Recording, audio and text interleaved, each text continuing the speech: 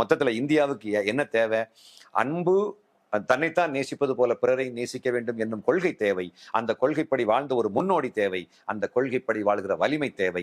இந்த மூன்றையும் நான் ஒரு புள்ளியில் பார்த்தேன். அந்த புள்ளியின் பெயர் இயேசு கிறிஸ்து.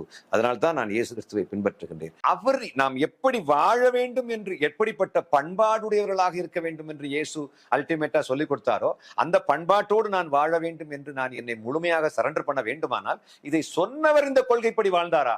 அப்படி பார்த்தா இயேசு வாழ்ந்தார். நான் பரிசுத்தராயிருக்கிறது போல நீங்களும் பரிசுத்தராயிருங்கள் என்று இறைவன் சொல்லி இருக்கிறார். இயேசு கிறிஸ்து சீஷர்களுடைய பாதத்தை கழுவிட்டு சொல்றாரு, நான் உங்களுக்கு இதை ரோல் மாடலா, நான் உங்களுக்கு முன்மாதிரியாக கழுவுறேன் அப்படின்னு சொன்னாரு. அப்பதான் நமக்கு ஓஹோ, இவன் தாழ்த்தப்பட்டவர், இவன் ஒடுக்கப்பட்டவன், கல்வி அறிவு இல்லாதவன், கீழ் ஜாதி, அவன் மோசமானவன், இவன் பயங்கர மோசமான பாவி, இப்படின்னு எந்த வித்தியாசமும் இல்லாம ஃப்ரெஷ்ஷா வரக்கூடிய பாவிகள் என்று தங்களை நினைத்துக் கொண்டிருக்கக்கூடிய, அல்லது பாவிகள் என்று உலகத்தால் பட்டம் சூட்டப்பட்டவர்களை கூட வரிசையா அமர வைத்து அவருடைய பாதங்களை கழுவுவதை இயேசு நமக்கு சொல்லிக் கொடுக்கிறார்.